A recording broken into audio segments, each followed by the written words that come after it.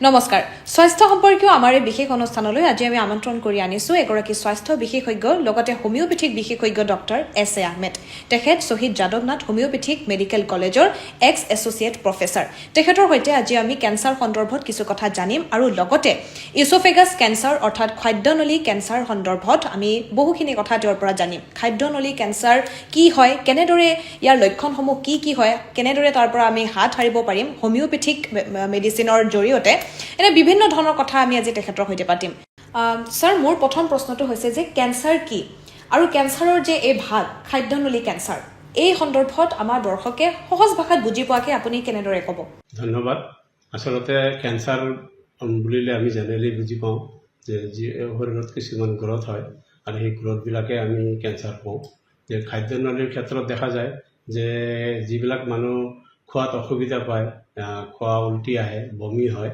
তেতিয়া আমি এণ্ডস্কপি কৰি ভিতৰত দেখা যায় যে ভিতৰত 1 পৰা 40 চেণ্টিমিটাৰ ইছ'ফেগাছ থাকে সেই টিউবটোত তাতে এটা ঠাইত ধৰক 30 বা 25ত ঘাঁ হয় আৰু সেই ঘাঁটো এণ্ডস্কপি কৰি ওলাই বায়োপসি কৰাৰ পিছত দেখা যায় যে গ্ৰথ হৈছে কেঞ্চাৰ হৈছে আৰু সেইটো আমি কেঞ্চাৰ চিম্পল ভাষাত কওঁ এতিয়া মোৰ নেক্সট প্ৰশ্নটো হৈছে যে আমাৰ অসমত খাদ্যনলী কেঞ্চাৰটো কিয় ইমান বেছি হয় আচলতে হৈছে কি অসমৰ খাদ্য তালিকা এতিয়া অসম বিহাৰ পশ্চিমবংগ আৰু উৰিষ্যা এই চাৰিটা ষ্টেটত বেছিভাগ তামোল চাদা মদ পাণ বেছি চলে আৰু দেখা যায় যে ইণ্ডিয়াৰ ভিতৰত এই চাৰিটা ষ্টেটত বেছি কেঞ্চাৰ ইছ'ফেগাছ হৈছে আমাৰ অসমৰ ক্ষেত্ৰত বৰপেটা এৰিয়া গোৱালপাৰা এৰিয়া তাৰপিছত নলবাৰী এৰিয়াত তামোল চাদা পাণ খায় প্লাছ তাৰ লগত পানীৰ অলপ দোষ আছে কিন্তু বেছিভাগ তামোল পাণ চাদা খোৱা পেচেণ্ট বা মদ পানী খোৱা মানুহ ইছ'ফেগাছ কেঞ্চাৰ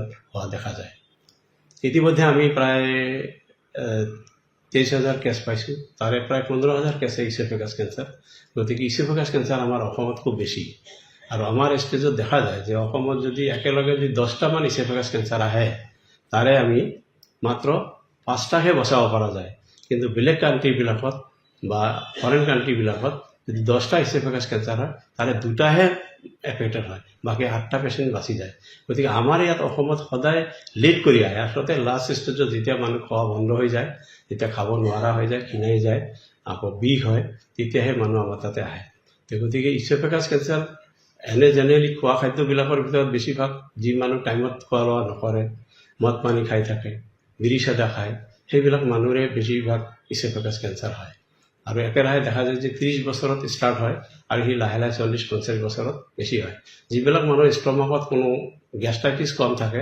সেইবিলাক মানুহ অন্তত 65ৰ পিছত এই কেঞ্চাৰটো হয় কিন্তু জেনেৰেলি যিবিলাক মদ পানী খোৱা মানুহ সি 30ৰ পৰা 50ৰ ভিতৰত ইছ'ফেগাছ কেঞ্চাৰ হয় আৰু ইছ'ফেগাছ কেঞ্চাৰ হৈছে এক নম্বৰ 1ৰ পৰা 40 চেণ্টিমিটাৰত যিটো টিউব আছে আমাৰ সেই টিউবটোত আচলতে গ্ৰথ হয় আৰু এইটো বেছিভাগ অসমত খুব বেছি হৈছে আৰু আমি হোমিওপেথিক ট্ৰিটমেণ্টৰ দ্বাৰা তাক আৰোগ্যৰ পথলৈ আনিব পাৰিছোঁ আমি দেখুৱাইছোঁ ইছ'ফেগাছ কেঞ্চাৰৰ কি লক্ষণ প্ৰথম ষ্টেজত কেনেকুৱা ধৰণৰ লক্ষণে আমাৰ বডিত দেখা দিয়ে সুন্দৰ কুৱেশ্যন ইছ'ফেগাছ কেঞ্চাৰ জেনেৰেলি যিবিলাক মানুহ গেষ্ট্ৰাইটিছ ট্ৰাবল বেছি আৰু অসমত গেষ্ট্ৰাইটিছ ট্ৰাবল নথকা মানুহ নায়েই পেটৰ বেমাৰ প্ৰায়ভাগ 30ৰ পিছতে আৰম্ভ হৈ যায় আৰু গেষ্ট্ৰাইটিছ থকা মানুহবিলাকে যদি খোৱা লোৱা টাইমত নাখায় মদ পানী খায় তাৰপিছত গুটকা বিড়ি চাদা খায় সেইবিলাক মানুহ দেখা যায় যে খাদ্যনলীত তেওঁলোকৰ ব্লক হৈ যায় আৰু সেই ব্লক হোৱাৰ কাৰণে সেইখিনি চুচুৰি যায় বুকু বিষায় আৰু কেতিয়াবা উল্টি আহে খানা খাব নোৱাৰা হয় আৰু মানুহটো লাহে লাহে ক্ষীণাই শেষলৈ যায় এইবিলাক আচলতে তামোল চাদা বিড়ি আৰু গুটকা এইবিলাক যদি বন্ধ কৰিব পাৰে তেতিয়াহ'লে দেখা যায় যে ইছ'ফেগাছ কেঞ্চাৰ আৰামছে ভাল কৰিব পৰা যায় এইখিনিতে মই আৰু এটা কথা ক'ব বিচাৰিছোঁ যে আচলতে কেঞ্চাৰ ইছ'ফেগাছ কেঞ্চাৰবিলাকত দেখা যায় যে তেওঁলোকৰ মানে পৰাপক্ষত ডক্টৰৰ ওচৰত নাহে যেতিয়া তেওঁলোকৰ বুকু বিষায় বা গেষ্ট্ৰিক ট্ৰাবলৰ মেডিচিন খাই থাকে তেওঁলোকে সহজে ডক্টৰৰ ওচৰত নাহে দেখা যায় ইছ'ফেগাছ কেঞ্চাৰৰ 5-6টা ষ্টেজ থাকে প্ৰথম ছেকেণ্ড থাৰ্ড ষ্টেজলৈকে মানুহ আমাৰ ওচৰত নাহে লাষ্টত যেতিয়া খোৱা বন্ধ হৈ যায় খালে বমি আহে আৰু বিষাই থাকে তেতিয়া মানুহ আমাৰ তাত আহে তেতিয়া ওজনবিলাক কমি যায় সেনেকুৱা কেছবিলাকত আমি বহুত কষ্ট হয় কিন্তু ইনিচিয়েল ষ্টেজত যদি আহে প্ৰথম ষ্টেজত যদি আহে ফাৰ্ষ্ট ছেকেণ্ড থাৰ্ড তেতিয়াহ'লে ইজিলি ঔষধৰ দ্বাৰাই ভাল কৰিব পৰা বা আৰোগ্য কৰিব পৰা যায় এইখিনিতে দৰ্শকসকলক এটা কথা আমি উল্লেখ কৰিব বিচাৰিছোঁ যে হোমিঅ'পেথিক ট্ৰিটমেণ্ট ব্যৱহাৰ কৰি দুগৰাকীকৈ ব্যক্তি, এগৰাকী বাণীকান্ত দাস আৰু আনগৰাকী হৈছে হৰিপদ ডেকা। যোৱা 20 বছৰ ধৰি হৰিপদ ডেকাই হোমিঅ'পেথিক ট্ৰিটমেণ্ট ব্যৱহাৰ কৰি আজি এক সুস্থ সবল শৰীৰে তেখেত জীয়াই আছে। আৰু এইখিনিতে বাণীকান্ত দাস তেখেতে 13 বছৰ আগতে আহি ইয়াতে হোমিঅ'পেথিক ট্ৰিটমেণ্ট লৈ গৈছিল। হোমিঅ'পেথিক মেডিচিন ব্যৱহাৰ কৰি তেখেত বৰ্তমানো এক সুস্থভাৱে এক সবল শৰীৰে জীয়াই আছে। গতিকে আহকচোন আমি তেখেতৰ মুখেৰে শুনো তেওঁলোকৰ এই অভিজ্ঞতাৰ কথা। মোৰ নাম শ্ৰী বাণীকান্ত দাস। মই মৰিগাঁও ডিষ্ট্ৰিক্ট মায়ঙৰ পৰা আহিছোঁ। আৰু এই আজি আপোনাৰ 9তে মোৰ এই অসুখটো হৈছিলে। তাৰপিছত ধৰাত পৰিল মোৰ কেঞ্চাৰ হোৱা বুলি কিবা এখন বিজ্ঞাপনত মই আহমেদ ছাৰৰ এডভাৰটাইজটো পাইছিলোঁ। পাই পেলাই তেখেতৰ তালৈ আহিলোঁ। মই আপোনাৰ এতিয়া বৰ্তমান মই সুস্থই, কিন্তু মাজতে মই মৰিবই ওলাইছিলোঁ, একদম খাব নোৱাৰা হৈছিলোঁ। লোৱাত অসুবিধা হৈছিলে, বিজু লোৱা ওলাইছিলে। এই আহমেদ ছাৰৰ চিকিৎসাতে বৰ্তমান মই এতিয়া সুস্থ হৈয়ে আছোঁ। আৰু মই আৰু বহুতকো কৈছোঁ এই কথাটো যে হোমিঅ' বহুতে তাৰমানে বিশ্বাস নকৰে।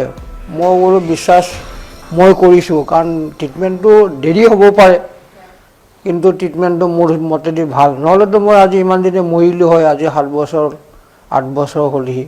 বৰ্তমান মই ভালেই আছোঁ, সম্পূৰ্ণ কাম বনো কৰি আছোঁ, খাই বৈও আছোঁ, কোনো অসুবিধা বৰ্তমান নাই। প্ৰথমতে মই খাব নোৱাৰা হৈছিলোঁ, ডিঙিত এই ছাইডত মই দুখ পাই আছিলোঁ, খাব নোৱাৰা হৈছিলোঁ, মানুহটো ক্ষীণাই গৈছিলোঁ খাব নোৱাৰি। ছাৰৰ চিকিৎসাতে তাৰমানে মই বৰ্তমান সুস্থ। আৰু মোৰ বিবেকেদি মই হোমিঅ'টোই ট্ৰিটমেণ্টটো ভাল বুলি ভাবোঁ আৰু কৈছোঁ।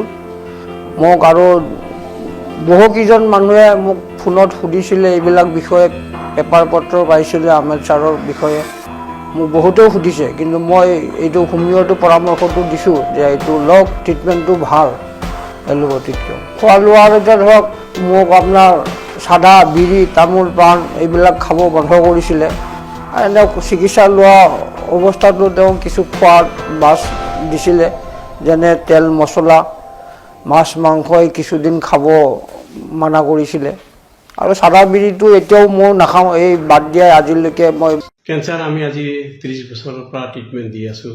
ভেৰাইটিজ টাইপৰ কেঞ্চাৰ আমি পাইছোঁ। থ্ৰট কেঞ্চাৰ পাইছোঁ, ইছ'ফেগাছ পাইছোঁ। আৰু ইছ'ফেগাছ কেঞ্চাৰ আৰু থ্ৰট কেঞ্চাৰ জেনেৰেলি ইয়াৰ কেছবিলাক আমি দেখুৱাইছোঁ। আমাক সাক্ষাৎকাৰ দিলেই বাণীকান্ত দাস আৰু হৰিপদ ডেকা। গতিকে হৰিপদ ডেকা আৰু বাণীকান্ত দাসে আজি 13 বছৰ আগতে বাণীকান্ত দাস আমাৰ তাতে আহিছিলে আৰু ইয়াৰ থ্ৰট কেঞ্চাৰ হৈছিলে, ইছ'ফেগাছলৈ স্প্ৰেড হৈছিলে। খাব পৰা নাছিলে, দিনক দিনে ক্ষীণাই গৈছিলে। আৰু সেই মানুহটো আজি বাচি আছে। আকৌ হৰিপদ ডেকা তাত থ্ৰটত আছিলে, তাক অপাৰেশ্যন কৰিব দিছিলে। এই 60 এজ, সেইকাৰণে অপাৰেশ্যন নকৰিলে। তাৰপিছত আমাৰ ট্ৰিটমেণ্টলৈ আজি 20 বছৰ, তেওঁ 80 ইয়াৰ্ছলৈকে আৰামছে আছে, আমি দেখুৱাইছোঁ। গতিকে ইয়াৰ দ্বাৰাই ক'ব পৰা যায় যে হোমিঅ'পেথিক ঔষধত এনেকুৱা যাদুৰ নিচিনা কাম কৰে, যি কেঞ্চাৰৰ নিচিনা বেমাৰকো আৰোগ্যৰ পথলৈ আনিব পাৰে। আমি